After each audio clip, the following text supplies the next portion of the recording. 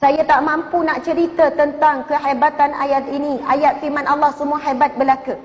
Tetapi pengalaman saya sendiri dan pengalaman orang yang datang bercerita kepada saya. Pak cik, mak cik, orang yang begitu, orang begini. Kalau saya pergi ceramah, ramai yang datang cerita satu persatu. Ustazah, masalah yang saya tanggung 3 tahun, 3 bulan, bertahun-tahun. Saya beramal dengan ayat ni, subhanallah, Allah selesaikan dalam tempoh yang singkat. Ada seorang makcik jumpa saya, Ustazah, telinga saya sakit berdengung, dah jumpa doktor macam-macam.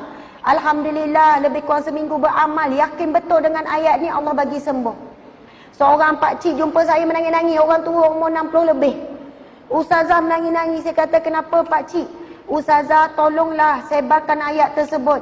Pakcik alami masalah sekian-sekian, alhamdulillah 3 minggu masalah selesai. Ustazah, pakcik kerja jadi driver, bawa driver lah, bawa van ke macam tu lah. Pakcik tak reti sangat tengok waste, pakcik selalu sesat.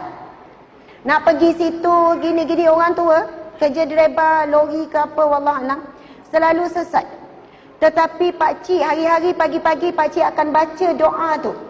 Wa ufawwidu amri ilallah. Daku menyerahkan urusanku kepada Allah. Innallaha basirun bil ibad. Sesungguhnya Allah Maha melihat keadaan hamba-Nya.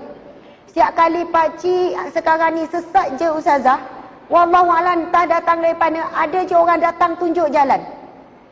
Pakcik berhenti tepi jalan, adalah motor. Pakcik nak pergi mana, nak pergi sini, amai saya tunjuk. Pakcik ikut je.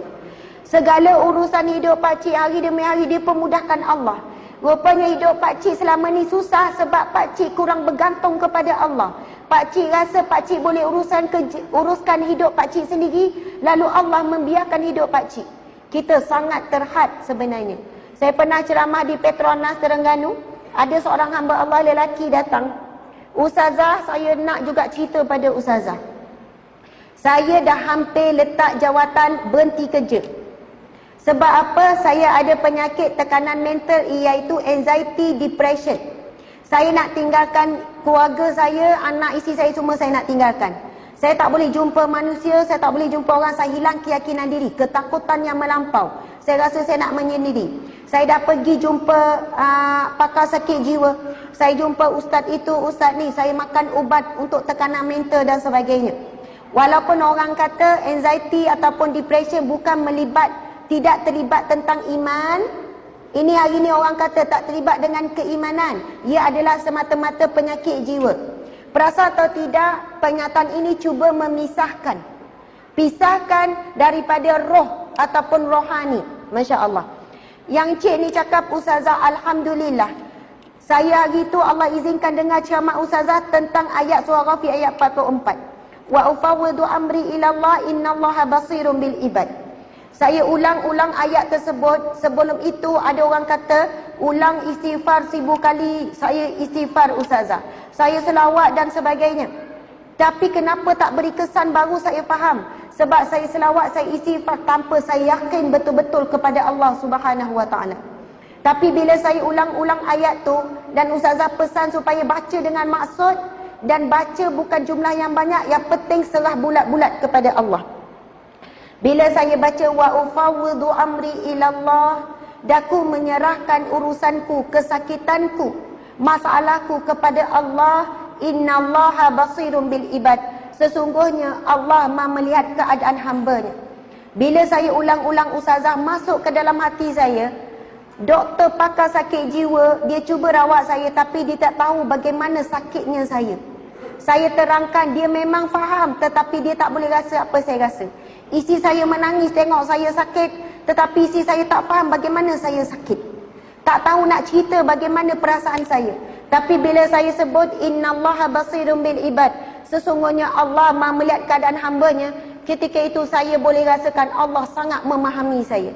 Tuan-tuan, puan-puan sekalian, sakit, sedih, sempit yang kita rasa dalam hati kita, Allah exactly boleh rasa, boleh tahu, boleh faham apa yang kita rasa. Sebab rasa itu sendiri juga adalah makhluk Allah Subhanahu Wa Taala, yang Allah berikan sifat rasa itu dalam diri kita. Bila kita sebut innallaha basirun bil ibad, Allah Maha melihat, Manusia boleh lihat kita sakit, doktor boleh bagi ubat untuk kurangkan kita sakit, tapi doktor tak boleh rasa sakit yang kita alami. Tapi Allah betul-betul boleh rasa. Allah betul-betul maha mengetahui. Bukan Allah rasa, tapi Allah mengetahui bagaimana sakit kita. Jadi ayat itu sebenarnya ia membantu kita tawakal penuh kepada Allah Subhanahu Wa Taala. Di sana ulama menyebutkan selama mana seorang hamba berdoa dengan yakin kepada Allah, tak ada ragu-ragu sedikit pun, selama itu doa pasti akan dimakbulkan oleh Allah Subhanahu Wa Taala. Masalah kita hari ini, contoh kita berdoa, ya Allah, berilah hidayah kepada suamiku agar dia pergi solat berjemaah 5 waktu di masjid. Tapi terlintas dalam hati kita, ada harapan ke? Faham tak? Kita ada rasa ragu-ragu. Ya Allah, jadikanlah anakku sekian-sekian. Nampak jalan tak anak? Suami pun sama ada ragu-ragu. Tentang bab rizki pun sama. Ya Allah, kurniakanlah rizki yang barakah melimpah ruah. Macam ni je hidup, macam tak ada harapan ni. Masya Allah. Bila ada ragu-ragu, masuk jarum syaitan.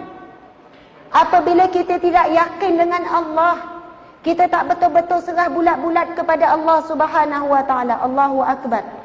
Dan kalau kita perhatikan hadis Nabi, golongan yang masuk syurga tanpa dihisap, tanpa diazab, ada 4 ciri. Salah satunya adalah mereka yang bertawakal penuh kepada Allah Subhanahu Wa Taala. Jadi insya-Allah para muslimin muslimat sekalian, dan insya-Allah selepas ini cubalah beramal dengan surah Ghafir ayat 44. Ada orang cari surah Ghafir ayat 44 tak keluar, sama surahnya surah Al-Mu'min. Wa ufawwidu amri ila Allah. Kita boleh tak baca sama-sama? Insya-Allah. Bismillahirrahmanirrahim. Wa ufawwidu amri ilallah. Innallaha basirun bil ibad. Sadaqallahul azim.